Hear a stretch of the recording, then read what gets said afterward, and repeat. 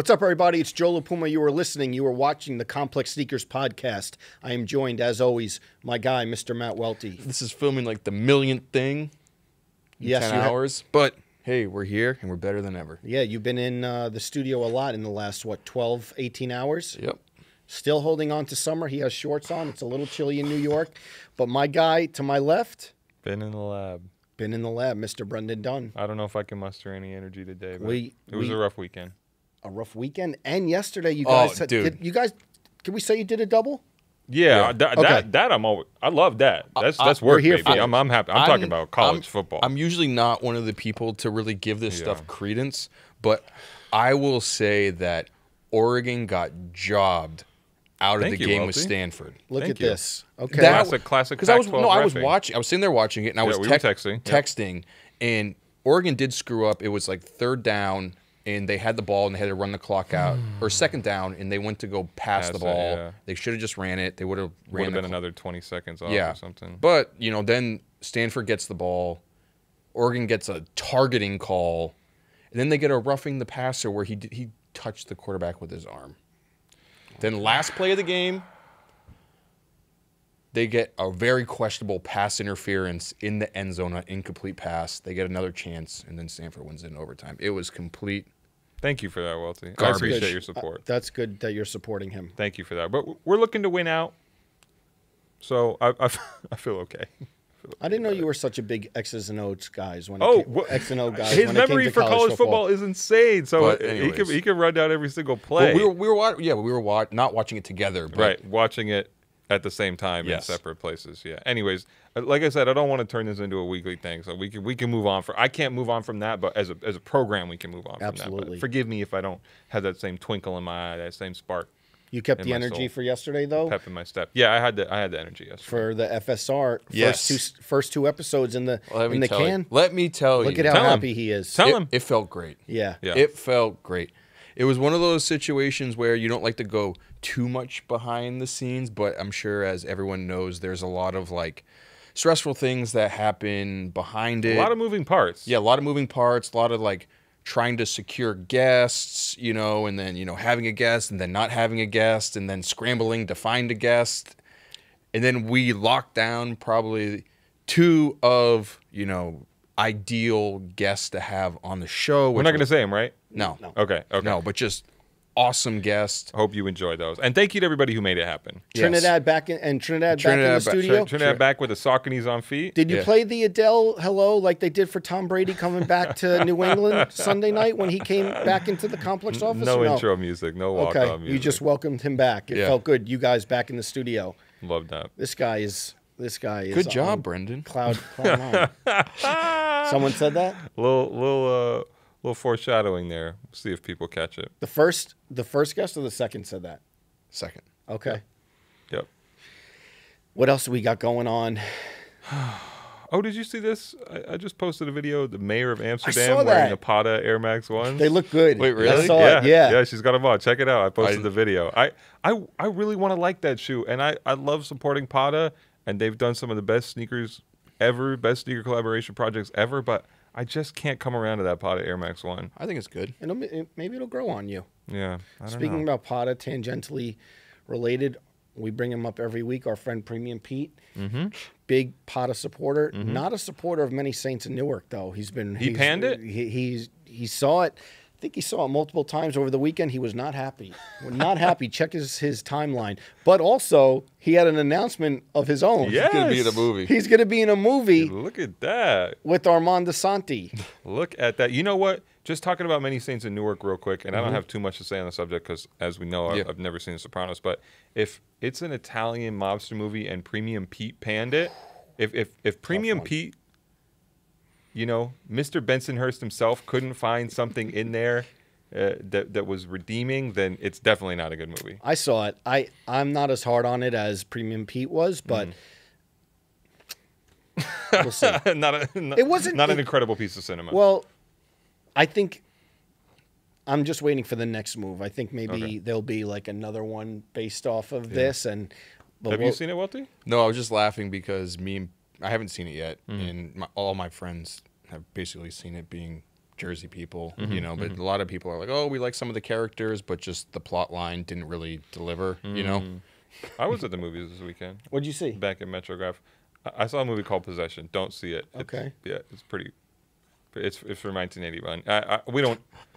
It's You're going down the real cinematic. Yeah, was it like a cinema, like artistic movie? Yeah, Okay. something like that. But you know, happy to be a Metrograph. You consider yourself a cinephile? No, my partner is very much a cinephile, and she's in that life very deep. So I couldn't. I would be fraudulent to claim anything like that. But definitely adjacent.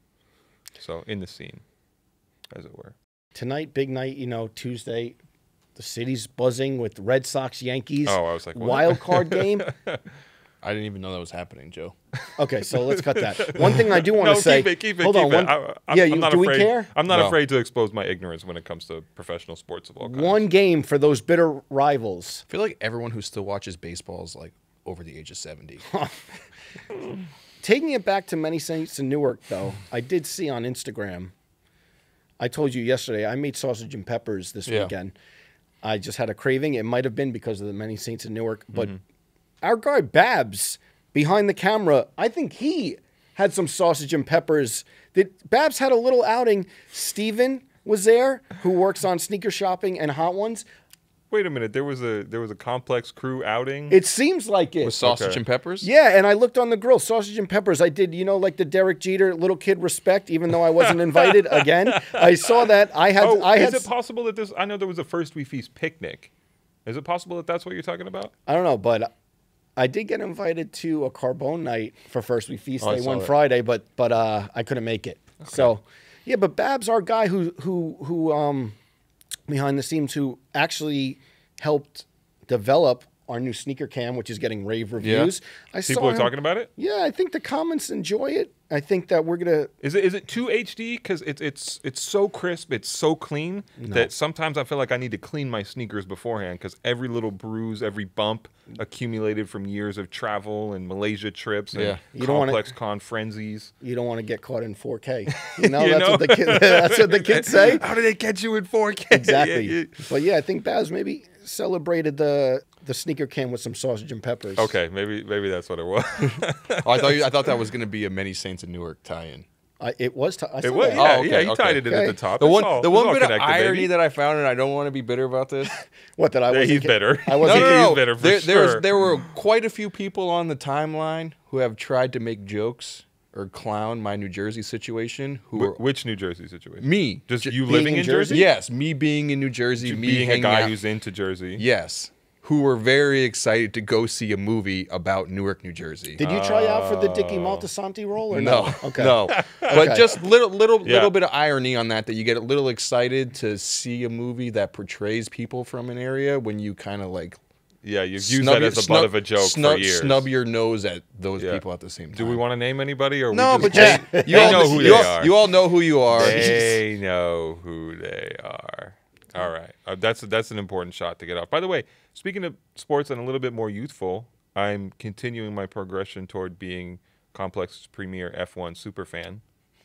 What's going on? I'm going. By the way, I want to say you're welcome to everybody who DM'd me to say that they appreciated the F1 reference in the last episode. I got to throw the jokes in there to let people know how connected I am to this sport. I'm going this weekend to see a Red Bull car here in New York, F1 car, but not New York Red Bulls. No, I mean,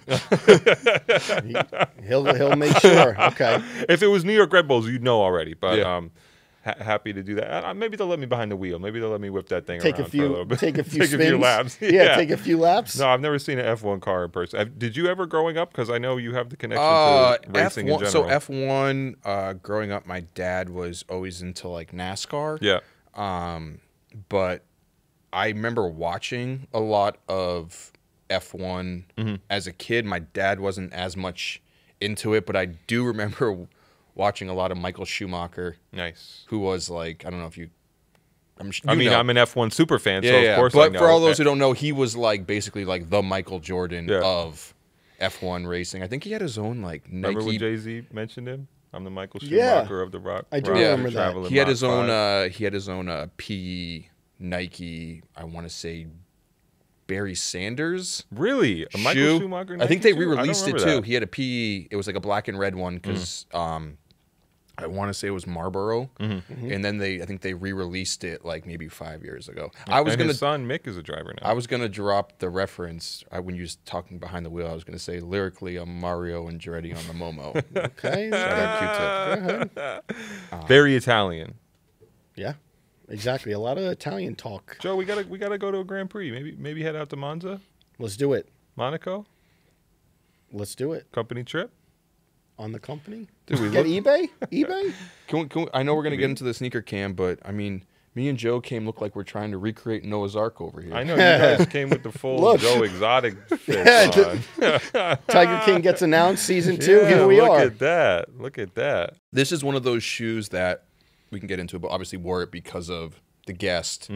And these shoes are a handful of years old, and I haven't even pulled them out of a box, you know, in 5 or... That one glows in the dark, is that right? Yes, 5 or 6 years. I don't know if it still glows. Extra Butter Vanguard collection. We might have to cut the lights real quick. But, yeah, for real. It was one of those ones where I had to, like, I pulled it out, and I thought in my head it was in pristine condition. They're still pretty good. But I pulled it out of the box, and I was like, wait, is the midsole screwed up on these? Because I hadn't worn them in a... Yeah. Not that it was going to fall apart, but just dirty. Yeah.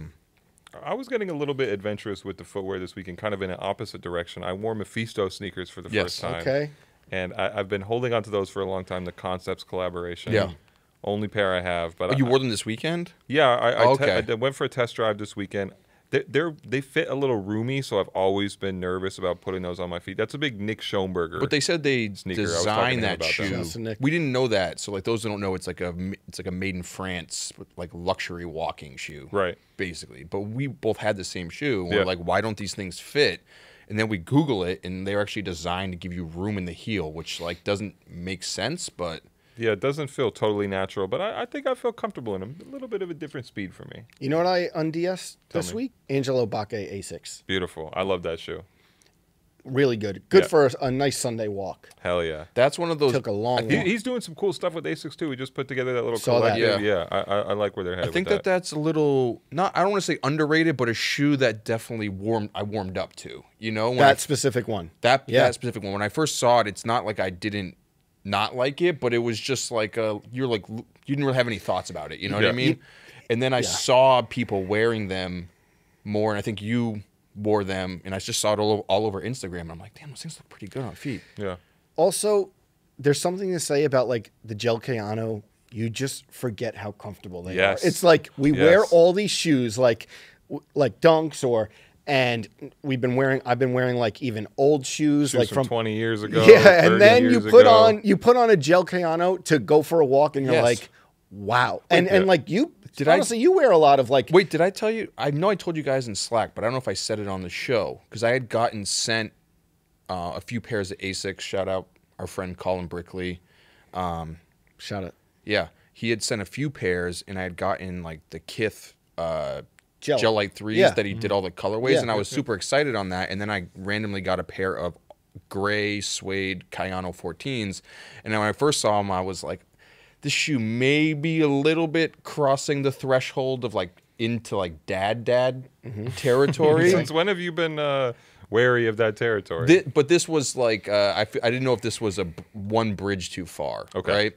But I put them on, and let me tell you. Like you said, Joe, it became my go-to shoe to like go out on a Sunday and like get a bagel or whatever. It's really something like when you put like a tech, not even a techie, I shouldn't even say tech, but like a performance shoe, a performance running shoe that has made that has like stood the test of time and like is every different model. It's like changed a little bit, but like you put those on and you're like, wow. This is like a whole different thing than I'm used to. And I think one of the differences between that shoe, and it may not be 99% accurate, but I feel like Asics, when they do like a Kayano 14, the shoe's actually made to the specs that it was previously. Like the foams in the midsole are actually the performance foams. Like, you know, you get like an Air Max 90, and it doesn't feel maybe doesn't feel the same way that it did, you know, in 1990 because they're using different rubbers and whatnot in cushioning. Like a more recent reference point. Yeah, but that shoe they actually are able to recreate it like with the performance materials, and you actually recognize it. You know, I have fond memories of the Awake Asics Gel Kayano 5, the black and gold pair. I wore those for a Japan trip a couple years ago when I went to the Onitsuka Tiger headquarters. Nice. And had that. Oh, I didn't know you went to the headquarters. I remember you went to Japan, but I didn't know you went to. Yeah. Briefly took a train ride out there. Yeah, it was a good time. Did they roll out the red carpet for you? I don't know if the carpet was red. There was a carpet. I got to see the archives. I got to do a little tour out there and stayed in Osaka for the night, which is nearby. I think the headquarters is in Kobe, if I recall correctly. Okay. And yeah, it was a fun time. Do you have any Kobe beef? I don't think I did. I had a nice meal at Kobe, but I don't know how much beef was involved. Okay. Might have been a mistake. I didn't know if you went there and massaged the cows yourself. It's very like Brendan Dunne. Yes. Poured beer into their mouth and rubbed their bellies. Do they feed the cows beer? Yeah, I think that's what like loosens up the muscles. And I didn't know about that. Learn something new every day. Speaking about like functional sneakers of the past, I think maybe that ties into our question of the week. Hell yeah, let's get to it. Our eBay sneaker giveaway of the week. We're giving a pair to Dana Stubbs in Lincoln, Nebraska, who asked, when is a shoe considered cooked? When the tread wears off, separation, crumbling, or just dirty? So we are talking about putting some mileage on some sneakers. Joe? Shoe of the week is the Nike Sabotage SB Dunk. Woo! Okay, we needed it. I was waiting for it. 2006, black, purple, SB era. But I remember these coming out, and they were almost like a mythical shoe to get. They were hard to get. So hard to get. That was not a typical, you just walk into your normal skate shop SB. Right. Like everyone I saw who had those on Nike Talk was like getting them from overseas, or they had. And what a special moment too of a customizer getting their own Nike SB collaboration. Huge. You know what's crazy about that shoe is that I think they're awesome. Joe, you think they're awesome? No, there's certain people out there, and I remember it as like a grail. And then there's some people I talk to who are like, no, I never liked that shoe. And I'm like, what are you talking about? I just, to your point, remember being like, the SBs coming out, obviously them being rare, a bunch of them, but this one being like, oh, you can't get it. One of those shoes back in the day where it's like, you really can't get them. Even like if you had the skate shop plug, it seems like these were more limited than usual. We had a friend, me and my friend Dave, there was another kid named Chris who like really wasn't into sneakers, but he kind of wanted to, because me and Dave were into sneakers and streetwear, and the friend Chris kind of wanted to get into it too. And that was the first shoe that he picked out that he's like, oh, these are awesome. I'm going to try and get these. Yeah. And we kind of like tried to explain to him, we're like, dude, that shoe, you're not just going to go get it, and this is pre-StockX and all that sort of stuff. And he's like, no, I'm just gonna go into a store one day, and when I find him, I find him. And I was like, you're not gonna find that shoe. Here's the other thing I would say. I don't even think when I shoot a consignment, I see these a lot on the shelves. I don't think so. I don't, So Dana is getting this rare pair. And just so the people out there know how this works, we always have to let them know. You can submit a question for us to answer on air. If we pick your question, if we read your question, you will get the sneakers. How you submit a question, go to ebay.complex.com. The giveaway is always open there. You can submit a question. We look through the questions. We look through all of them. We pick one that we particularly like. We answer it on air. And then we send you a free pair of sneakers, pretty special sneakers, courtesy of eBay, in our sneaker giveaway of the week. So again, Dana has asked, when is a shoe considered cooked? Is it when a tread is worn off or when it just get dirty? Welty is smiling already, so... Go ahead. No, I feel like you're the pit master on the cook shoes. Why? I feel like I wear cooked sneakers more than most of us. Really? Especially when it comes to Reeboks, workouts. And Welty mentioned this, I think maybe last week or the week before, but showing up to Malaysia, which is a beat pair of Reeboks on. I think it's harder for me than most to let go of sneakers. Okay. Are you guys good at this? Like when a shoe is really beat up and you've put a lot of mileage on them, just letting them go? Because to me, when I've recorded all these sentimental moments in a sneaker, I'm like, I want to be able to still pull that out and just look at it and be like, oh, right, this shoe from this period of my life. I have a few like that, like recent, the acronym Presto Black and Gray, like it's by my door. We always have the by the door shoes, and I wear them so much. And they're just like, they've become that shoe. Like they've become that shoe to just walk out somewhere quick. But it's interesting. This question is interesting because I consider myself someone who likes to wear pretty beat shoes. Yeah. It's so funny. I was I saw a friend from college who I haven't seen in like a decade in LA. We were staying at the same hotel, and he like obviously knows what I'm doing. And I saw him. I was like, "Oh, what's going on?" So random in the lobby, and like I was wearing a cooked pair of Zoom Flies, and he's like, "Dude, what are you Aren't like?" you the sneaker guy? He was like, "What are you doing? Like, what are you?" And I was like, "These are like my comfortable, like chill sneakers." But I think this question for me, when a shoe is considered cooked, honestly, is when like they start smelling bad. Like, okay, there and it takes a while. I don't like the black cement 3s in my Hypebeast Essentials. If you notice, those are cooked. They're cooked, but the insoles I switched them out. Put the Spencos in? No, I put like for another odor pair purposes? of Jordan insoles in them. Yeah. This was years ago, and people were commenting, "Oh, those aren't the real insoles." But it's like, yeah, they like. Do you put the odor balls in No, it was like a Jordan 5. That's when I consider them like cooked. When like, yo, there's nothing you can't like. Yeah. And then can't fix that. And then obviously we talked about the Slam Cities, which I actually sent out to someone to try to restore. Okay. But to me, the Slam City Dunks aren't cooked because, like, to me, cooked is after you've put a ton of wear into them. Like, it doesn't count to me if it's just something that's old and you put it on and it fell apart for the first time. Right. Because then I think, the question says separation, crumbling, or just dirty. Separation or crumbling, 9 out of 10 times it's done. Yeah. And I was like, I got to take the L, and I'm going to probably like throw out these slam cities, or I don't know what I was going to do with them. It was like the tar material was just getting all over. Yeah. And then I was like, I'm going to send them out, see what someone could do, and I'll have an update for that. But what would you say? I feel like you have to be okay with letting things go. Like you said, like the sentimentalness of it. But the first thing that I kind of like became okay with was like just like old like running shoes and like workout shoes, where I'm like, you know what? That's easy for me. Yeah, and they're past the point of like donation status, like where they're just like they're completely. But you can't have them recycled into Nike Grind. Yeah. Just those are torched. I do have. I think I don't know how I was going to bring this up a few weeks ago, but like I have the frustrating thing is I have a bunch of like obviously like suede Adidas, but those shoes get cooked so much faster than like other material shoes because the suede, it's so brightly dyed that it fades faster, and the second you drop any sort of water or any food on like those bright suede shoes, they're just like, it's basically done, like. And I have them in like obviously shoes that I've worn to like soccer games, and we scored a goal and someone threw a beer in the air and it landed on my shoes. So I mean, I've tried to do it, but like when I have so many of those now that they're in boxes and I don't want to like get rid of them. But then I pull them out and I'm like, oh man, I don't think I would wear these too cooked anymore. Not too cooked, but I don't know if you guys feel this way.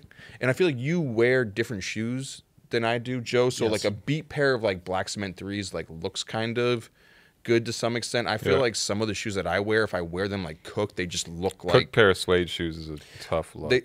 Well, the CDG black and white CDG 95s, they have the white on the toe box, and I've been wearing them a lot. I like love them, but like they're getting really dirty, and there's no way to like clean that or make it look. I just feel like if I get a pair of like Adidas ZX or like New Balances and like I wear them too much, they just don't look as good. And I know I shouldn't feel that way, but I know this is such a sick thing that we're just regular but it wear almost on like, our shoes. It almost like the level of dirtiness to the shoes almost like affects like my confidence a little bit. Not that I'm not that I don't have self-confidence or whatever, but it's just like when you go out. No. It's like when you go out like on a Saturday night or whatever, and you like want to look okay, and you put the shoes on and they're not like kind of crispy. You're like, oh man, I feel like someone's gonna look down at them, and Best shoe that looks cooked though, Mars Yard, one of them. I've seen a lot of cooked Mars Yards. And I'm fine with that. One of them. Yeah. The worst part about cooked shoes, though, I think the two worst part of cooked shoes is one, dirty laces. Yeah. Dirty laces are like that's too much. And to me, and I don't know if it happens to you guys, but I get a lot of heel drag on my shoes. It may just be the way I walk or whatever, but like the corner, when it starts to like wear down, throwing you off balance on the right side, and when I look at it and I see like, especially if it's like a gum sole suede Adidas and the right corner's like kind of like, I know what you mean. I'm like, dude, I can't wear these anymore. Such a specific area for the abrasion. Another thing as an aside, after the Abdul podcast and we talked about white on white Air Force Ones, I don't know if it was like subconsciously, this weekend I must have seen like 20. Yeah. 20 when I was beat up, cooked? Yeah, 20 when I was just out like getting a coffee or something like that. Yeah, now you know. Actually epidemic. I had a conversation with someone about that this week. It was like just a friend of mine who went to go live in Armenia during the pandemic, and they just had a pair of white Air Force Ones, and they're not a sneaker person, and they just wore them like we were talking about with Abdul, right? Mm-hmm. And like wore the shoes for like close to a year through the like mountains, you know, of the Caucasus, and it's like, and they were saying to me, they're like, "Oh, I'm coming back to America, and I have to throw these shoes. I have to throw these shoes away." I was like, "But what is that like?" Again, just the zoomed out non-sneakerhead perspective of like wearing a pair of shoes for a year is not a weird thing, but it's just like funny to think. But in the head where it's like, oh, a pair of white on white Air Force Ones that have like traversed mountains. Yeah, for sure. That's something else. Well, Dana, like we said, you are getting a pair of sneakers, Nike SB Dunk Lows, courtesy of the good people at eBay. You can see the tag on there, authenticity guarantee. Enough talk about dirty footwear. Let's bring on our guest for the week. Let's do it.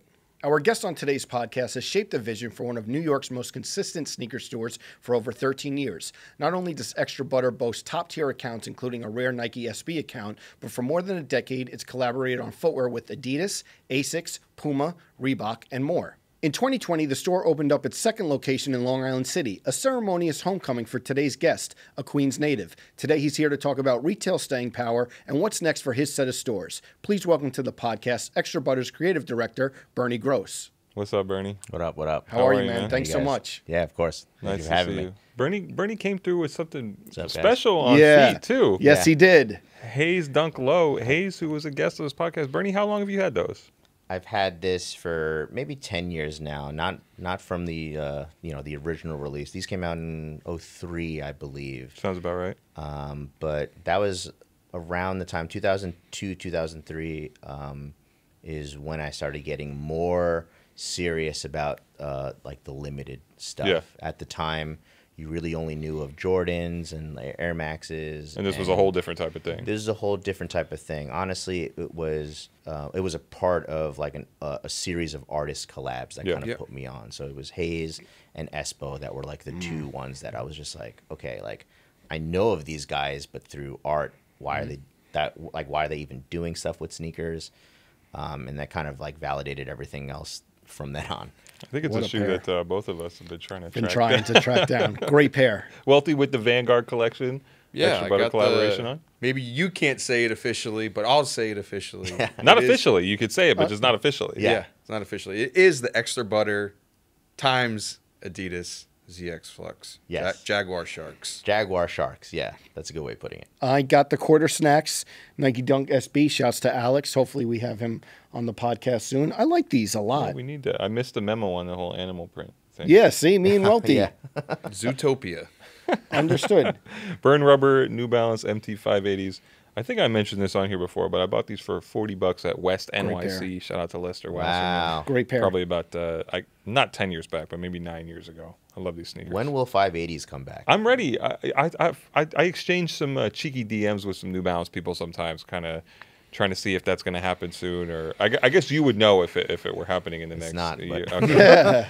I need that. Let them know. Bunch of Gore-Tex ones and stuff like that, man. There's a lot of space there for some cool stuff. 580s were a part of that like Japanese lore of streetwear. Right? Mita, Real Mad Hectic, Stussy stuff, all those, like so many cool pairs. Totally. I still look for those, and this is not, a plug, but on eBay quite often.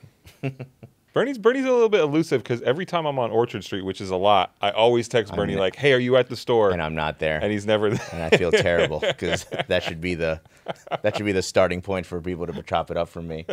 But I mean, honestly, ever since we opened up the new location, I've just been focusing my energy there, and now that I'm about 5 minutes away, I just moved into like border of Long Island City, Astoria. So just nice. You moved 5 minutes away from your work? Yeah.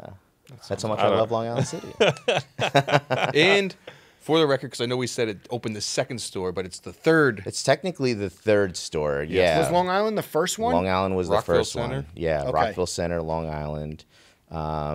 Yeah, I mean, at the time it made sense for us to open up in Long Island because although we have roots in Queens, at the time we were all living out in Long Island. Yeah. And so, you know, we're talking 2005, 6, 7, and talking about wanting to elevate a retail space. The challenge for us that we saw was, hey, there's a huge open market in Long Island, right? And it's young hard. Ben Felderstein was licking his chops. Yeah, Yes, he was just waiting. that's right. Yeah. I've had some good conversations with him about that. But Ben but trying Joe, to get into the retail business. Yeah. Open an empire in LI. he used to camp at some of our early Wow. lineups, With his mom. With his mom, yeah, That's true. That story's on So Complex. he's Amazing. He's shared a couple of stories of how him and his family have had great experiences shopping at the store. And Joe, finding sneakers on Long Island Tough, yeah. becomes a true hunt, Yep. But I also think that's what kind of bred a different type of sneaker enthusiast. And Definitely. so what we wanted was bring that element of streetwear and sneaker culture that we grew up on going into the city every weekend and just take it to Long Island and then kind of cultivate our own kind of interpretation of it. Was there like kind of a clear divide growing up in Long Island, like being into streetwear and sneakers and all that sort of stuff, where I guess people think like the stereotypical like Jersey Shore sort of like style and attitude, and then like breaking that, and then like people like looking at you kind of crazy because like you were wearing streetwear and shoes? Maybe. I mean, I think that around the time, streetwear helped kind of define a niche for people who felt out of place. Yeah. I think on Long Island especially. And so there were all these people that maybe in the high school, in the vacuum of high school, they're not necessarily sitting at the cool kids table. But then they meet other people that have similar interests on the internet. And, I'm on ISS forums. I'm on Hypebeast forums. I become a moderator on ISS. And, You were on Nike Talk? Nike Talk was less just because, like, it had already started gatekeeping, I think, around the time. Like, they had already started having all these things of, like, in order to keep your account, you have to start, posting and commenting at least, like, twice a week or something. And I was just like, I also have a fucking life. I like Nike Talk, not because of gatekeeping, but this is going to sound this is going to sound crazy, is because I felt like one of the main rules of Nike Talk that was different than ISS is you couldn't swear on Nike Talk. Yeah. Like it got like bleeped out or Right. whatever. And not that I care if people swore or whatnot, but it felt like it kind of like moderate. Like when I went on ISS, it just felt like it was like a free for all. Yeah, it was like teenagers just like flaming each other on like But every there was single. a lot of that on Nike Talk, But too. not to the level that when I would go on ISS, I was like, whoa, this is like almost out of control. Yeah, they were right. It was out of control. You should have been moderating it better. Yeah. What the hell were you doing? One thing about Nike Talk that I always say, it's like some of the most witty people currently came from like Nike Talk, and they understood their way around the internet and like short form, like Totally snapping and stuff. Yeah, totally. And maybe a part of like what I was saying before about just feeling a little different is maybe I just didn't feel like I was one of the Nike Talk people. My roommate in college, Eric Eways, at the time he was known as, I believe his Nike Talk name was Air Eways, like E-Ways, and he was like huge at the time. He started like this little like resale business, like out of our dorm room. And, he's the one that put me onto like, he was like the first person to put me onto like Nike ID and like doing all these things because he started getting all these like promo codes and all this shit. And again, like I related to him. Yeah. But I didn't feel like one of him. And so maybe ISS and Crooked Tongues and all those other like secondary, forums felt like a little more for me. And yeah, I mean, again, I sorry to go back to your point about like, like the point of differentiation on Long Island was that I think we all kind of ended up finding each other. Yep. And Long Island's big, right? And so it wasn't a crazy thought for you to actually hang out with people outside of your town, which again, like high schools are meant to like live in this vacuum, right? And I'm hanging out with people in Bayshore and Patchogue. You're right next door to Joe La Puma that whole time. Yes. Near Joe La Puma, I'm like sure growing that up in the same era. Yeah, we probably crossed paths and didn't even know it. But one thing that we share is that we both kind of we were connected to Special Sauce. Yep. Like, Yep. it seems like you were connected even more than I was.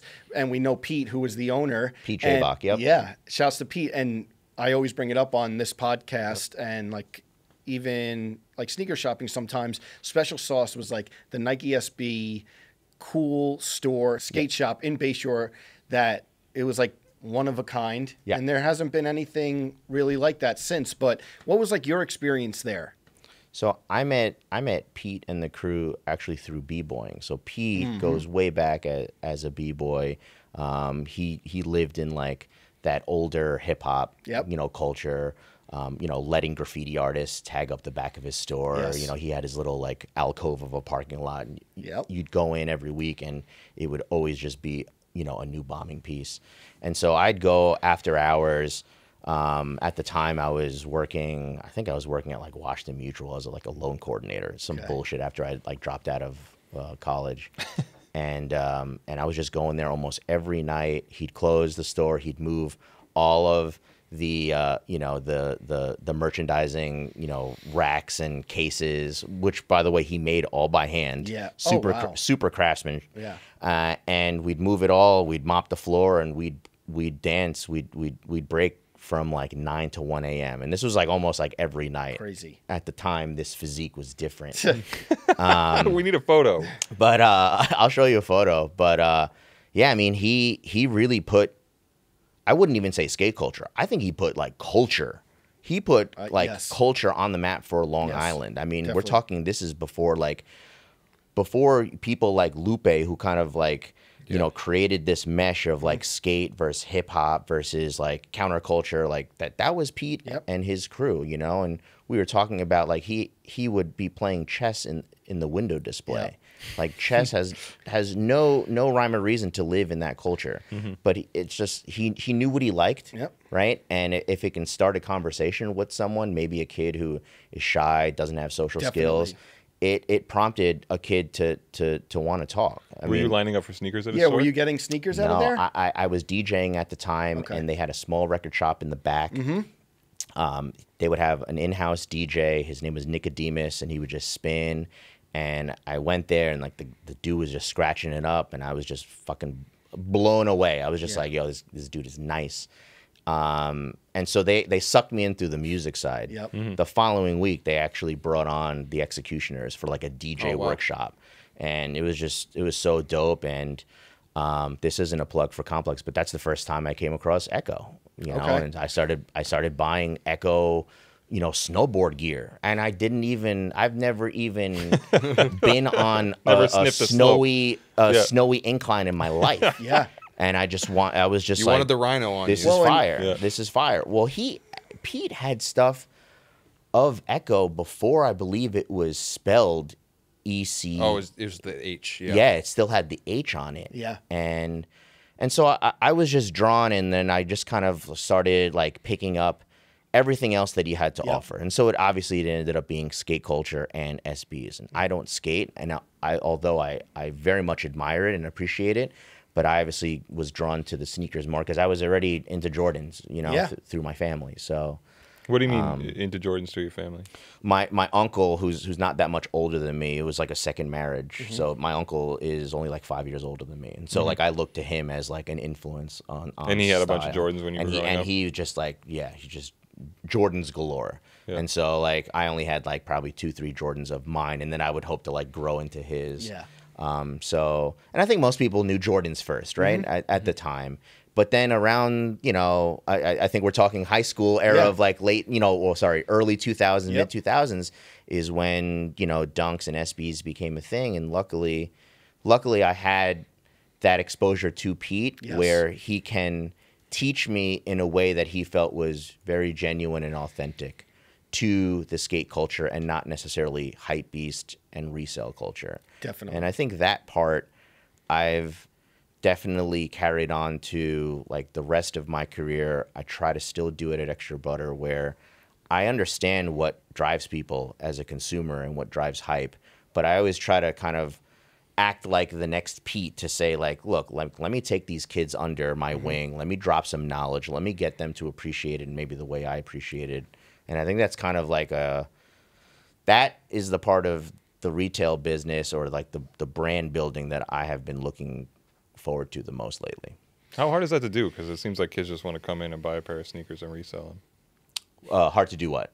Hard to bring them in and actually have them be part of a community or, you know, a little scene when it seems like, I don't want to generalize, but maybe a lot of the people who are coming to big releases are not interested in being part of a scene, but are interested in buying a pair of shoes and reselling them, which is not necessarily, in my opinion, inherently a bad thing. No.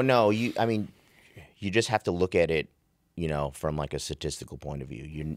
You're never going to be able to engage everyone that way, right? So you're hoping that you get maybe 10, 15% of the people through the door that, again, are those outsiders, you know, that are inherently like the ones who just think different and are part of this just out of being nerdy about it, right? And so if I can get them to feel comfortable in the store, which was a huge goal of Extra Butter, is to eradicate that stigma of a shop being really elitist and stodgy and like which was the thing at the time. Which was, I mean, that's a New York thing, right? You immediately look, you know, you look everyone head to toe and you're like, fuck this guy, you know? You know, but you know, so I think that was step one for us is to make sure that we created an environment that people actually felt comfortable coming into the door. And then once they felt comfortable, they start to open up. They start sharing what their interests are. And then hopefully you start to identify things that align, and then you can speak to them. Yeah, because I feel like the Extra Butter crowd, like going to all the events and stuff, it's like you recognize like the kids who were into it, and they were like different than the kids who shopped at Kith or wherever else like in the city. It was like a core group of like people that went there that were maybe in like different stuff, but like it was sure. And I wouldn't even necessarily say that that's our goal, right? Because looking at it from a business point of view, you want people through the door, right? We're not trying to gatekeep either and being like, we only want weirdos. Like it's not like that, right? Because, you know, again, like your goal is to make as many sales. Like at the end of the day, you have to be pragmatic, and it is about revenue, right?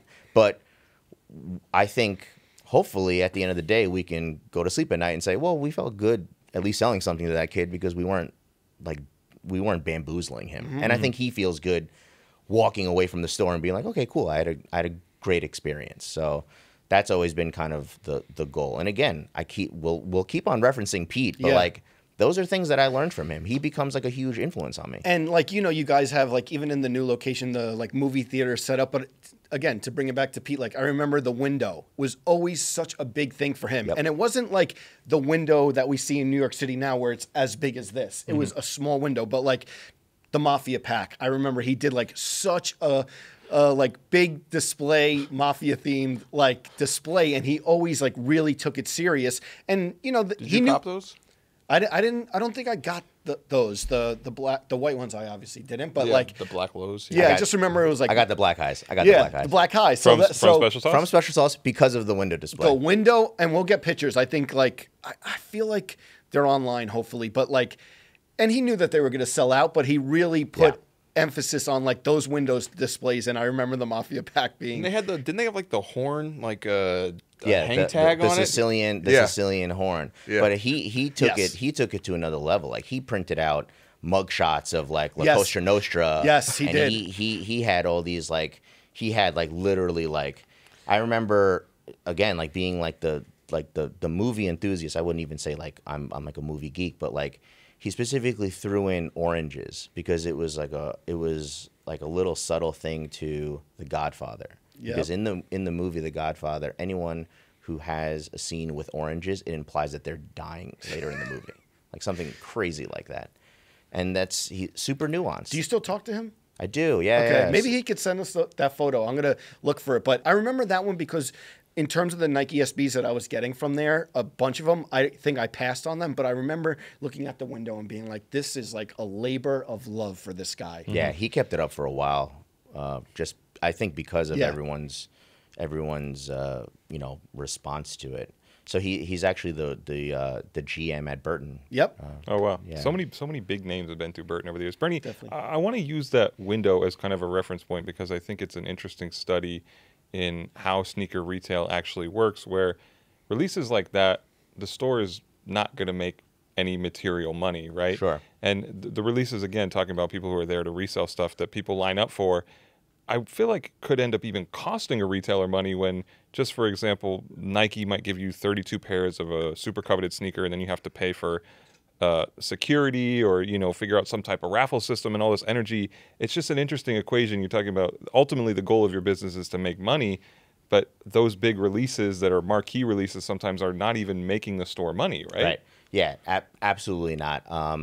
I would say the first 10 years of our business, it was actually us in the red to execute those types of launches. Like, oh, we got a big foam posit. We have to go into the red to be able to figure out how to get this to people in a safe way. Yeah, because the fact of the matter is that although we have a tier 0 coveted account, so do plenty of other people, right? And so Nike can't necessarily disperse money like that. And I think, thinking pragmatically, they know that it's not going to require marketing dollars for the shoe to sell. It's going to sell itself, right? So the only point of differentiation for us is to storytell and at least try to create some type of customer loyalty. And so, again, having a customer walk away and feeling good about buying a pair from me versus any of the other competitors in our area, you have to do those extra little steps. And so I can name so many releases right now that I'm sure you guys may have remembered aesthetically how we brought it to life that we paid out of our pocket. And it's not necessarily about selling that particular pair. Right. It's to get them to come in Monday through Friday and buy a bunch of other pairs. Like that effectively becomes our marketing to sell volume on a day-to-day basis. Because I feel like, you know, one of the things that people know Extra Butter for, like, through the years was, like, adding all those extra layers to things. Like, all your projects, at least for, you know, like a good percentage of the history of the brand, were movie themed, you know, as you briefly mentioned. It even took me a minute. Like, I remember first going there and everything and not realizing that it was like, oh, it's Extra Butter to the popcorn, and that's the whole, like, that's why it's all movie themed. And you know, you guys come on the scene, you do like a Reebok Robin Hood Men in Tights, Pump AXT. Yeah. You know, you do these, which are the Flux, the Wes Anderson inspired. Yeah, Life Aquatic. Yeah. The Life Aquatic, which Flux, you know don't get sued for. Oh, where you were like, can we say it? Or Yeah. You said it. He didn't say it. Yeah, exactly. You did all the Kill Bill shoes. Sure. Inspired. Yep. Inspired. For the 10th anniversary, Save me. Yeah. Yeah, even though, but you did all that, but it was like, it felt like you put in like an extra level of like tier of like execution. I think that, again, that all those steps that led to even getting to LES came from us having a chip on our shoulder, opening up in Long Island, right? Yeah. So no one's really caring what's going on in Long Island culturally, like when you take a step back, especially when we're just adjacent to New York, right? Because you still have, at the time when we were opened up, you still have a handful of big pioneering players, right? And thankfully what we did was we just stuck to our guns, and we actually did the opposite of some of those stores that eventually ended to their demise, which was a good thing for us. We were a little more business savvy, and like, we cared about culture, but we made sure that we were able to keep our doors open. But yeah, I mean, doing those things, like, if I can go back and do an official Kill Bill, an official Wes Anderson, of course I would. But at the time, we were nobody, and we had no money to even pay for royalties and licensing. We didn't even know how to do licensing at the time. It wasn't until more recent years that we were like, wait a second, in order for this to actually be streamlined and make sense, like, we need to bring on a legal team. So, I mean, again, like, talking about our friends at Bait, they knew the infrastructure to make those things happen. They do all the license. Shout out to Ron. But their team came from the licensing world, so they just understood it. They knew, you know, it wasn't even like they were using their ins. They did, but it was more of like, okay, now that we have an opportunity, what makes sense with the royalty, and they can fee. do a G.I. Joe or Kung Fu Panda or whatever. Yeah, we were just like, can we even do this? Who the hell, you know, like, who do we talk to? And so that's been a huge learning curve. Did you get in trouble a lot, like, early on, like, trying to make, like, the sort of Kill Bill sort of shoes? We didn't get in trouble from movie studios. We got our wrists slapped from the footwear brands that we partnered with, because at the end of the day, it's their product. Yeah. That shoe you're wearing isn't an Extra Butter produced shoe. It's an Adidas produced shoe. Yeah. And so if this becomes a legal thing, the brand is going. They're going to take the heat more than you exactly, are. Exactly. Yeah. So it's more of like they come to us and being like, "Yo, do your due diligence. Like, you know, don't say or do certain things." Mm-hmm. So, I mean, I feel bad. I've had, you know, plenty of conversations with you guys where I want to talk about it, but then how do you create code names for everything? You know, so it's exhausting. I don't like it. You know. I like being candid, but that's just the reality of, like, you know, the business side of it. Are there some projects like that never happened? Yeah, I mean, I wouldn't necessarily say maybe on the footwear side, but just more like on the activation apparel side. I mean, one of my biggest regrets, which I shared, you know, with you guys, was we were supposed to do the cross keys for Grand Budapest for Adidas, which didn't come to life. In that same Vanguard collection. In the same Vanguard collection, yeah. Bernie, maybe this is too deep in the lore, and maybe we can't talk about it, but was there ever a Jordan project that Extra Butter was supposed to do? There was. Wow, unlocked memory. Talk about keys. Yeah, wow. So that was actually, was it a Jordan Future? Very first, was it a Jordan Future? I'm thinking about something else. Was it? No, I'm thinking about something else. He's been talking about the future the past few weeks, so I think he's just... No. I think I know what you're talking about. So the very first collab I ever pitched under the Extra Butter name, which I'll be specific, under the Extra Butter name, we'll get back to sauce, was a Jordan 4. A red carpet. A red carpet Jordan 4. Okay. It was all crushed velvet, some gold hits.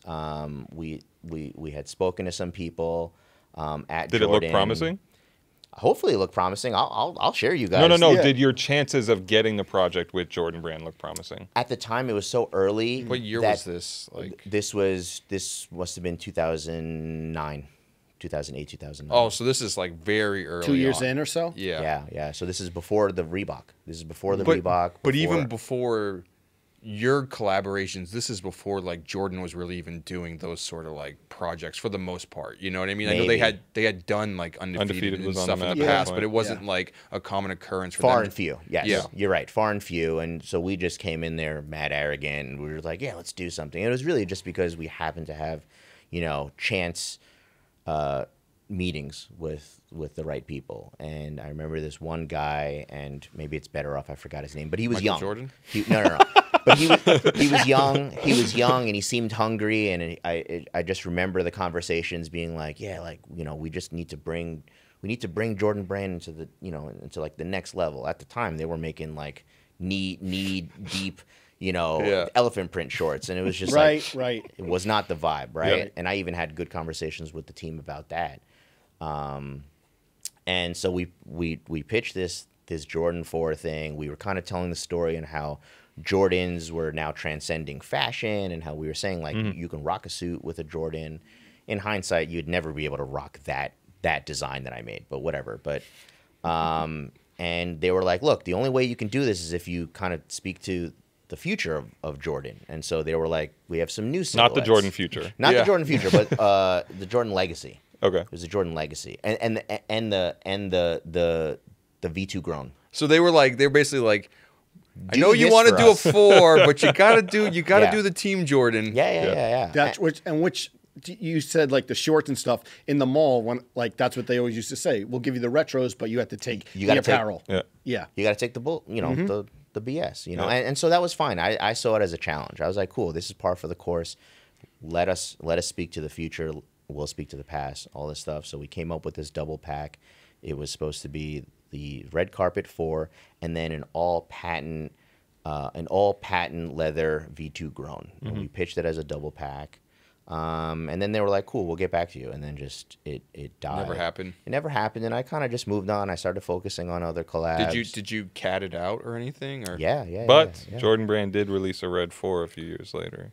It was like a year and a half later that they put out the Mellow 4, and we were kind of like, that seems odd for Jordan Brand to do that. And we have no full proof, but we've heard stories that it was inspired by a CAD that had come across their table.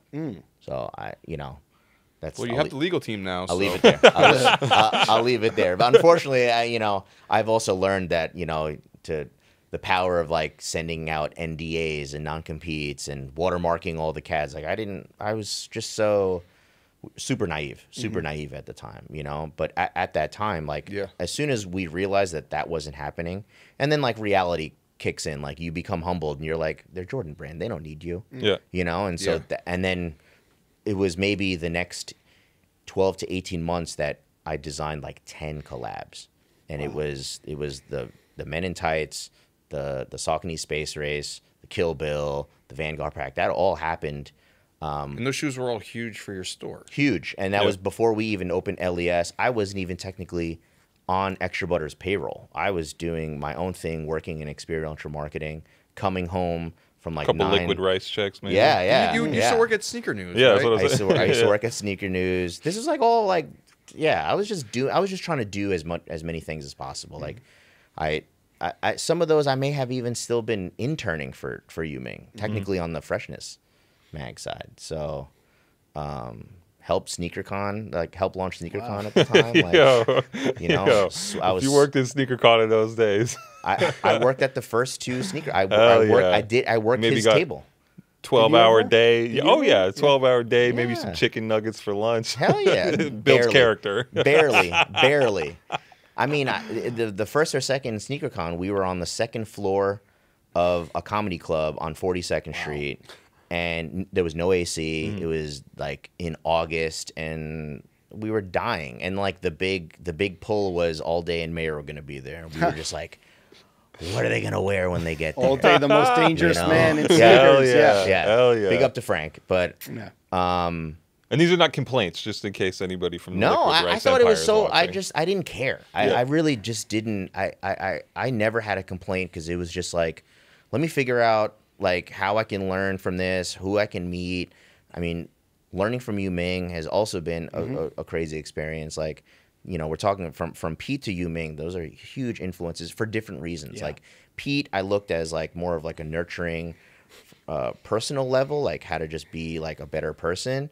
And not to say Yu Ming is a terrible person, but he's just so smart business-wise. He's so savvy. And and now like if you ever look back at like how he's been able to like just kind of integrate everything he's done into each other, it's outstanding, so. And then you meet Nick and Encore, the kind of like silent guys behind Extra Butter, right? And they kind of help you like start the store. Yeah, so I met them at the same time too. Like Pete, Yu Ming, Nick and Ankur, they're all people that I've always hung out with people older than me. It's just been in my nature. So just learning. And Nick and Ankur have been doing footwear on Long Island for something like 40 years now. Or their family has been doing it for 40 years. They took over in like the mid-90s. For Renarts? Renarts, Renarts out in East Northport and Huntington. And do you guys remember Renarts growing up in Long Island?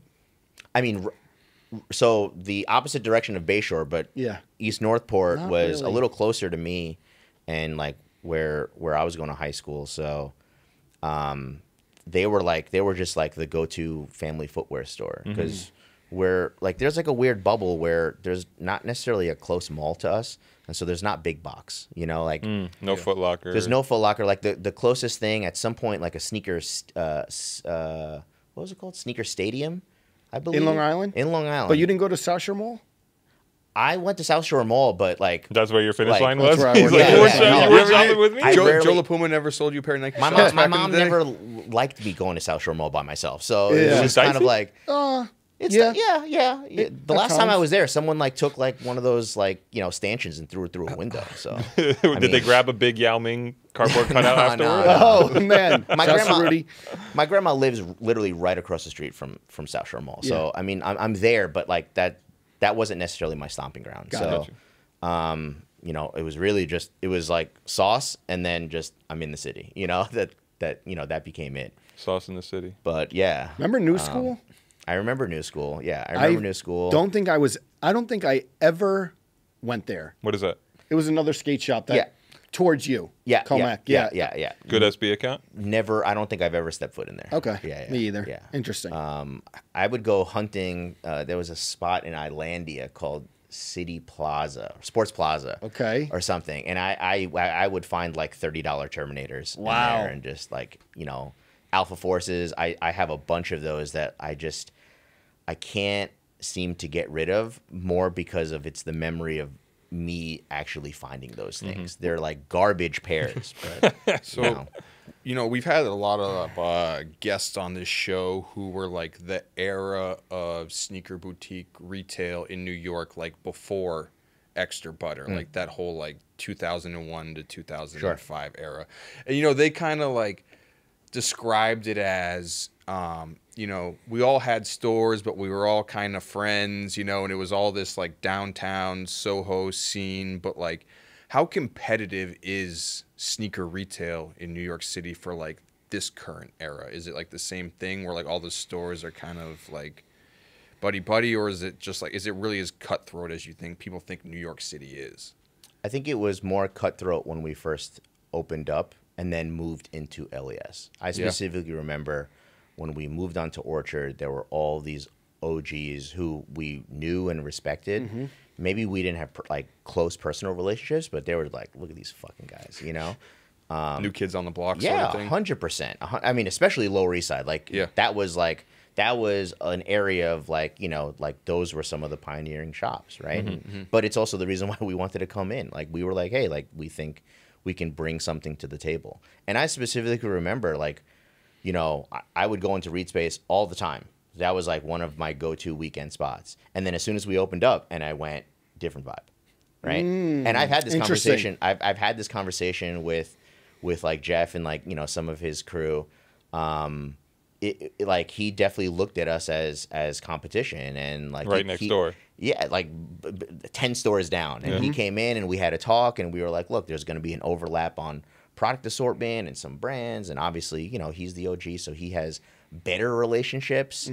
And look, it you know, like things didn't work out, and then we met up and had another conversation, and you know, that's how Jeff came on to be a part of our team. Is like we basically took over the Reed Space name, and you know, we had plans to reopen. You ended up doing the Black Pigeon release at Extra Butter. And I know you guys kind of like played up the like hype on that one where you're a little bit, you're like, is it going to be another riot like in the streets? Did you want a riot, Bernie? Yeah, I mean, I didn't want a riot, but everyone else wanted a riot. Like there were some Nike people that were like, yeah, be safe. Be safe out there. Yeah. They were like, and like if you guys were happened, kind of. I remember you had like you kind of had like the printed out, sort of fake printed out, sort of like that there was another riot, and then like the police showed up, and I think you posted on like the Extra Butter like Instagram account, like the police cars sort of like coming up to the sneaker line, like. Well, I think, you know, there were some people at the 7th Precinct that remember the original Dunk release, and so they were having all these kind of like inside stories that they shared, and they were like, yeah, I remember this, I remember that. Some guy had a fucking machete, and you know, like just crazy things. And then so like I think a lot of them kind of wanted to. They wanted to relive the memories, or I think they kind of were take it back to the bad old days. They were just there to spectate. They just wanted to see how bad it would get. They would never let anything happen at this point. But you know, LES started becoming gentrified, so like it would never get to that point. But did anything bad ever happen out front of the shop for a sneaker release? Any mayhem? Not necessarily for a sneaker release. We've had to shut releases down just because it's gotten a little too unorganized. People start trying to like, you know, bum rush the door. And, you know, look, the fact of the matter is that my staff, although they work hard for me, like they're not going to work that hard for me. You know, like they're never going to put themselves in danger, and I don't want them to. So the second that they feel that this is going to be, you know, not only a pain in the ass, but like a little uncomfortable for them, we'll just shut it down. It's fine, you know. I mean, it was harder to do that before we like perfected our internet business, but now that we have it, like, look, all we have to say is, you know what, close it down. The shit is going straight to the website, and call it a day. So like, it's really up to you guys to kind of like self-govern yourselves and chill out and whatever. So.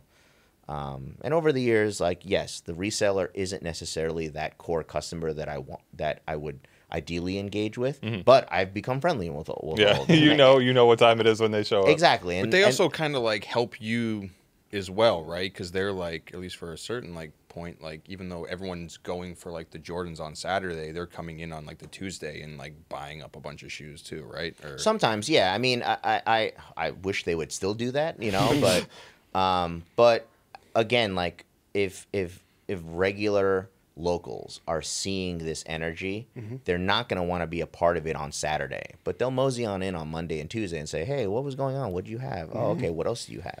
You know, and so again, like we've leveraged that to, you know, to be our marketing model. And not just locals, but you've had some big names come through the shop. I was just going to ask. Yeah. Lower East Side, any random celeb run-ins that we may not have seen on social or anything like that? I mean, we ended up doing a Ghostface collab because him and his brother just came in. Our location used to be Soha's Leather, which was like a big leather shop. There's still other leather jacket shops on Orchard, but Soha's was like one of the biggest ones. And when we moved into the space, they kind of left everything. We had to remove everything, and there was just one wall of all of these photos of all these rappers that came in, and we kept them all.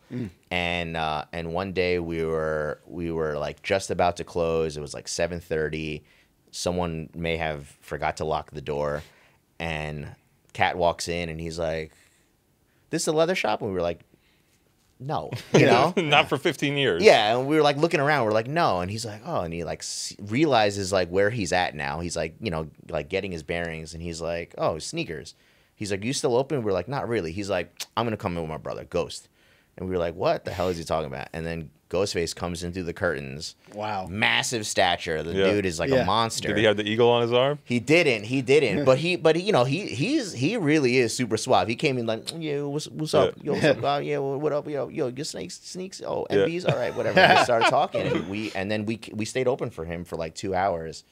And we just started that relationship. We kept in touch with him for released the years. ASICS project at ComplexCon in 2017. Yep, exactly. Did you tell me David Schwimmer came in there once? David Schwimmer came in for a couple of times and hated to be recognized. And I'm like, so maybe we shouldn't be talking about it right now. I'm like, you're David Schwimmer though, you know, and this was before, like, more recently he's had some great gigs to like help remove himself from Ross. But at the time, he hadn't done a single acting gig in forever. And so, he's Ross. He's Ross. But it's funny, too, like, just like a little bit of irony of like all these celebs coming into a store that kind of made its bones on making sneakers about movies. Totally. Yeah. And whenever people come in, I get mad geeky and I want to talk to them. Like Benicio del Toro came in. Oh, good one. And I'm like, here I am talking about Sicario. I'm talking about Usual Suspects. And he's just like, huh? I'm like, what? You know, and like he's just like, why are you even talking to me about this? What did he buy? He bought a pair of Converse for either his wife or his daughter or something. Yeah, he was definitely, he didn't want to be there for himself. What would David Schwimmer buy at Extra Butter? I'm like, I think he must have bought like engineered garments or clothes. He definitely bought Stone Island Roadman gear. Yeah, most of the celebrities that come in come for apparel actually more than they do sneakers. And because if they like, usually the celebrities on the sneaker tip, they know what they want. They're not going to come and just browse. They're just going to hit us up and just say like, yo, I want it. I think one of the biggest releases you guys have had too ended up being a piece of apparel. You did those North Face jackets that went North Face releases. Absolutely crazy with all like the color bars. From TV. Yeah. We called that technical difficulties. And that again, it was like we had never done apparel. We'd never done a big apparel collab like that, and it did well. It was definitely one of our biggest releases, and it helped the conversation to get to the second one. And they've gone through some restructuring. So I lost that whole creative team. So I've had to rebuild kind of like my rapport. But we have some special stuff coming very soon. Some special sauce I can't talk about. Yeah, but it'll be good. It'll be good. What's like the biggest challenge you face 2021 retail? You've been around it for again over a decade, but what's like the biggest challenge day to day that you see? I would say two huge challenges that we have. One is on the technology tip, because now that we're seeing that Instagram doesn't necessarily have the same type of engagement, the algorithm works differently. They have their own agendas to how to get you to pay, pay for play, type of things. And so we're trying to figure out, how to identify the next emerging platforms and more specifically, how to communicate with a younger audience. So the way that you talk to a millennial versus Gen Z, I think is different. You got a TikTok to them. And we have a TikTok now. We do have a TikTok. Are you doing dances? I'm not doing dances. I mean, but if if there was ever a role that you were built for. Yeah. No, I mean, look, if you guys aren't on TikTok, you will learn that the algorithm learns you very, very quickly. I'm not on there. Very quickly. Like it's not the response is the same. It's the app with dancers, and I turn it on and I get no dancers on my For You page. It's all just people removing earwax or chiropractor videos. Sometimes if I wanted that, but it's like a very nuanced. It's like nuanced humor, and like do-it-yourself art and whatever, like the very specific politics that I might be interested in listening to. But I'm telling you, it learns you quick, and so. I'm sure you guys have similar strategies where, like, as the consumer gets younger, as their ethos change, as their sensibilities change, you have to change with it. Definitely. Without letting go of yourself. I think that's the important part, is like, you don't necessarily want to become a chameleon, right? You're not saying, oh, like, that's cool now, do it. Right, that's cool now, do it, and I think in the past year and a half, there's been huge social topics that kind of make people feel like they're forced to be a part of, and it's just like, look, don't add to the white noise. Like, if you don't have anything to say about it with impact, then just don't say it. You're right, because otherwise it's just nonsense. And the customer is just so much more savvy now that they'll look right through it and probably call you out on it, right? I thought you were going to say like anti-bot technology when you were talking. Oh, we're pretty good on that now. Stuff. We're good on that now. Yeah. You mentioned the Jordan release not happening. We talked about it before briefly, but you ended up doing an exclusive Jones Beach Air Force One re-release with Nike. Right. But why hasn't Extra Butter had like the Nike collab? You've collaborated with like every single other brand, but Nike kind of eludes. That's a good question. I mean, I think a lot of it could be, whatever that we're not necessarily aligning with an internal strategy of theirs.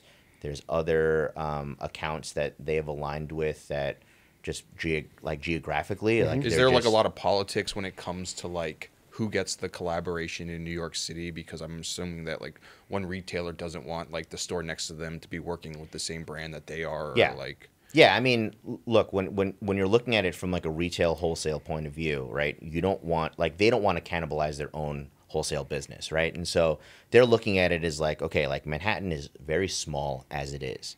Having 3 or 4 shops comparatively to like when you look at, let's say, Kentucky or, Nashville, like if you had that many shops that close to each other, they'd be like, yo, you're overlapping each other's business, right? So there's already a lot of tight competition, not just in New York. Now let's like expand it a little bit and let's just say the tri-state area, right? And so if someone else is getting an opportunity to do something, it might not make sense for us to get that same opportunity. But that's all the reason why we just have to keep on trying to prove ourselves, to fight for those opportunities. And I think we are getting them. We have done more exclusive things like, activating the Nigel Sylvester Jordan 1 or, Jordans for Go Skate Day or, doing the Jones Beach thing. So I think moving forward, brands are thinking more hyper local now, and they're thinking a little more granular, and so hopefully. And they're thinking more DTC. I feel like that's.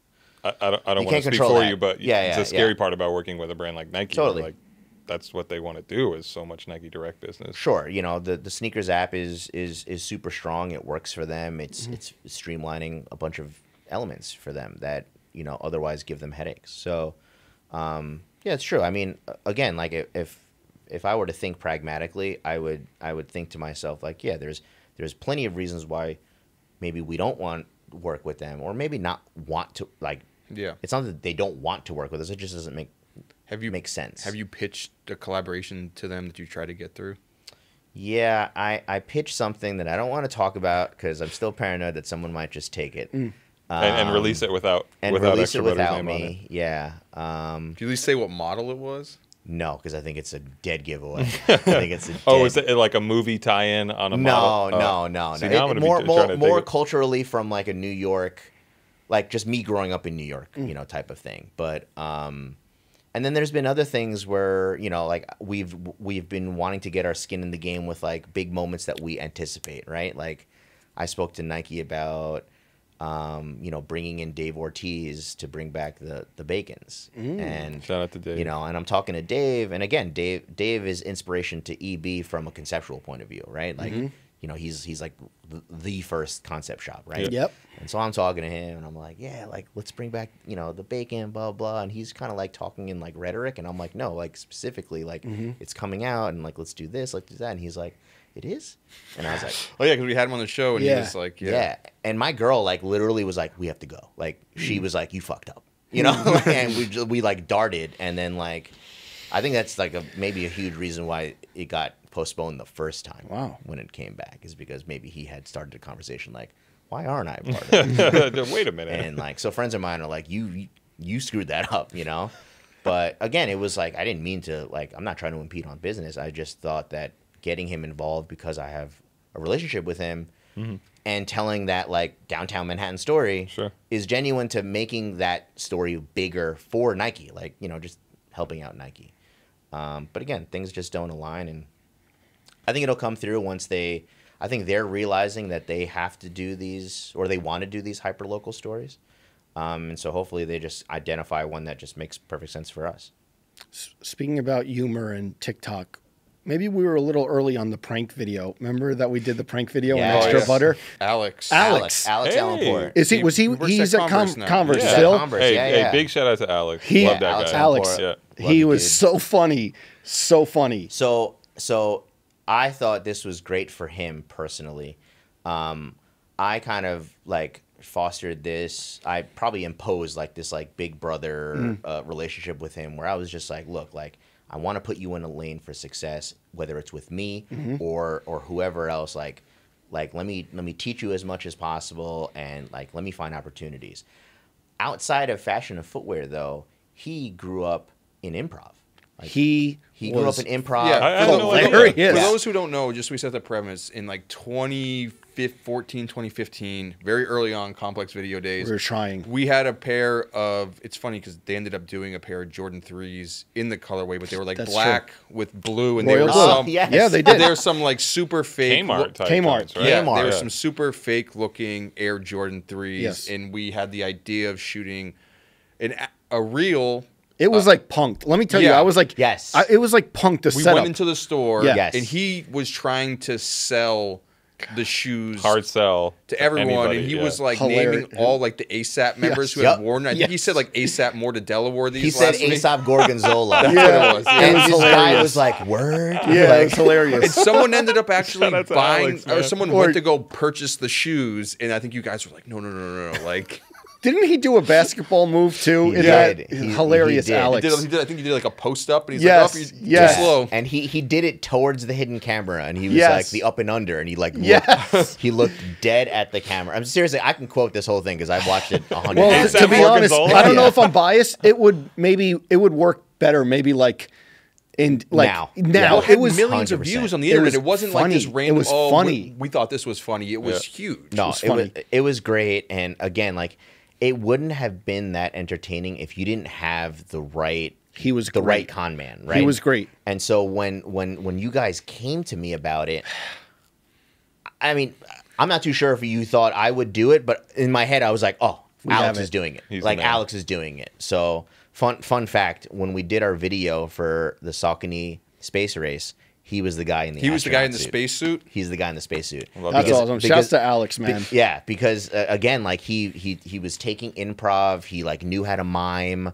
He went to magic camp. Magic the Gathering? You know, no. He went to like He had card tricks? He was like Could he juggle? Yeah. He trick. was like a sleight of hand. He went to Tannen's magic camp, which is like huge, by the way. Like that's like I had no idea. that's the complex con of magic. The last I'll be there. Last thing I want to ask you about, I think, and I don't care, this is me just joking, but the one extra butter party I didn't go to, I think, was you guys had Rick Ross doing a Wingstop activation. Yeah. What was that for? In your store? That sounds amazing. It was for Wingstop, and it was to honor him for being the franchisee of the year.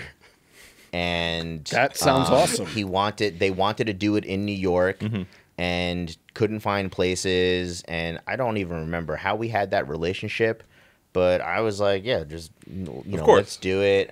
Sure. Honestly, I went into it as like a pay to play thing. I was just out for the paycheck, but honestly, like he was so nice to everyone. He literally like took his time. He shook every single person's hand in there, and he was like, yo, thank you for coming. Thank you for coming. And he enjoyed himself. So blessed. Someone accidentally took his cup of lean. I remember like that became like a thing like later in the day. Like, and I'm just like, how do you accidentally take that? Like, you know it. Pretty distinct looking. It's a double cup for a reason, you know, and that became like a thing. But he had an awesome time. We all did. And again, it's just like kind of one of those things like I don't really know how we fall into those things. But you have Rick Ross doing but it just Wingstop. Works out. Yeah. And the most memorable thing that happened at Extra Butter, and this just came to my memory, and I think Brendan, you were there as well. Yeah. We were at an Extra Butter event. I know exactly what you're talking about. And it was the moment that the Yeezy 750s Ivan Jasper posted it. Or was it Don C? I think Ivan Jasper posted it on his IG, a photo just like of the was it that, or I think it was that one photo where like Nick Galway was like holding it? No, I think it was before that. But it was the first time the Yeezy 750s ever got leaked, and we're at an I forget what the party was. I want to say it was for the halal shoe, the Reebok ventilator. Might have been. And we were there, and I just looking at my phone like, oh fuck, this is about to happen. It felt like the world was like about to like erupt. Moment. Yeah. And you guys had a halal truck and were eating lamb and rice all night. Yeah, no one was caring about Yeezy for that hour, for the next hour at least. And then I'm sure we ended up talking about it afterwards. Many, many memories. Been a run, man, and still going. Still going. Congrats. Like 2020, the new location's very they had the huge very young. New Balance refined future. Don't call it the Protect. Don't call it Yeah. Oh man. Yeah. At the store, you guys launched it in the U.S. and you had like 1,000 people outside the store. Yeah. Great shoe. Sheer luck, I guess. I mean, we saw it. We saw it in the pre-line catalog. Immediately identified it as something that was cool. Good call. Our buyer called me over and was like, "Yo, do you like this?" And the refined feature was the thing that caught me, and we started kind of asking more questions about that. And I was like, okay, like it's a good shoe, but now I want to turn it into something bigger. And we actually asked for global exclusivity. You wanted all the pairs. We wanted all the pairs, and they're like, how many pairs are you thinking of? And honestly, I don't think they knew how many pairs they were going to ultimately make, because again, this is pre-line. This is before they're getting into production. It was just probably based on forecasted buys. And we didn't know how many we were going to be able to actually move. Yeah, because it might be crazy if you guys are like, oh, we want like 15,000 pairs of like a GR. I think we said 10,000. I think we said 10,000 pairs. And then I think ultimately, like, again, like it just doesn't align to give us a global exclusive when they have other partners that they're championing. So they ended up giving us, a good amount of pairs. I don't remember what was, the final amount, but it was enough for us to, again, like engage the locals, for them to feel like they're not going to get David Schwimmer got a pair? No. But like, there was a pair for everyone who wanted to be in on it. Yeah. And then we turned it into a moment by doing like the Y2K mixtape, by doing some apparel, like doing like our little like Y2K photo shoot and just having fun with it. So again, like, it's just, I can't control other things, and I know what our competitors are doing, but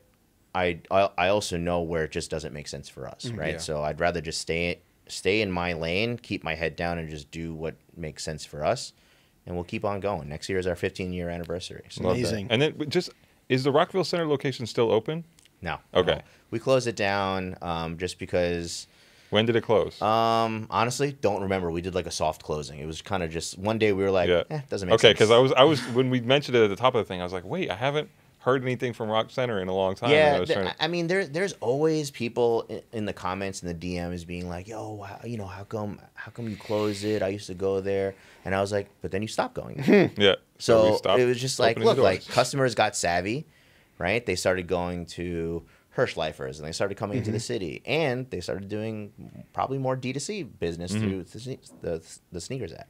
And so we were just kind of like, okay, there was a time where it just didn't make sense for us either to allocate that type of energy. So, and who knows, we're looking at other locations. Bayshore? We're thinking of other locations. Yeah, let's talk. We actually tried to buy, we tried to buy Special Sauce when it Really? closed. Yeah. And what happened with, like, what was... Pete's partner, Chris, just woke up one day and didn't want to do it anymore. Really? And unfortunately, he had the majority stake. Got it. Although Pete was the face, Chris, look, at the end of the day, he's the one paying the checks. Yeah. Writing the checks, sorry. And they just didn't want to do it. And again, like, we had a relationship with Pete, so we had to talk, and it wasn't in the cards. He didn't want Sauce to live under different management. And you know what?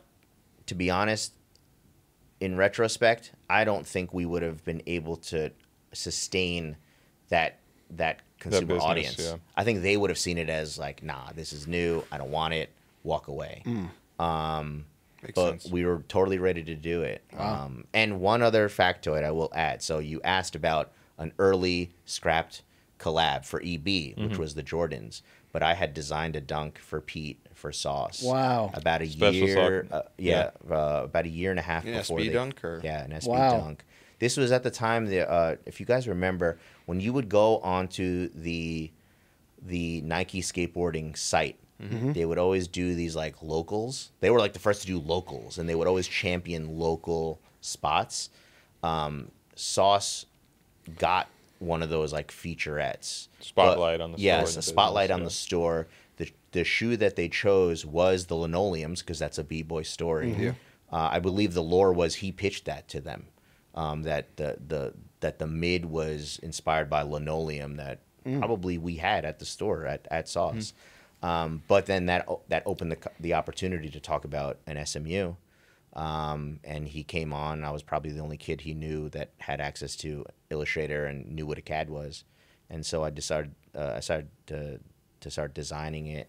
And it was inspired by Mako sharks, because Bayshore has the yearly Mako shark Sighting. hunting tournament, or I forgot what it was. But like right there on the docks, like right there. I haven't gone to that, but I'm sure, There's no Mako. Right near the ferries? There's Probably, no Mako on the yeah. menu at the La Puma barbecue? No, Yeah, right near the ferries? But it had a gradient. It was patent for the sheen. It had like the shark's teeth on the toe box. And it didn't work out. They might have known that Sauce maybe was going to close, but it just didn't work out. And then there ended up being SBs that had gradients, and I was like, man, damn, another thing. So I'm always kind of just like, I wouldn't say cursed, but there's like this like looming cloud of like, I see something, I try to do it, someone else does it. And this is why you don't want to tell us about the Nike shoe. Fair enough. Fair enough. Yeah. We don't want to curse it. Hopefully the next time I come here, I'll get to chop it up with you. Yes. Beautiful. Yeah. Thank you so much for joining. Of course, yeah. Thank you for having me. Really appreciate your time. Yeah. Thanks, guys. Always a pleasure, Bernie. Happy to see you in the flesh. Same. You too, guys. This has been the Complex Sneakers Podcast. Everyone have a great weekend. Make sure you like, subscribe, and we'll see you next week.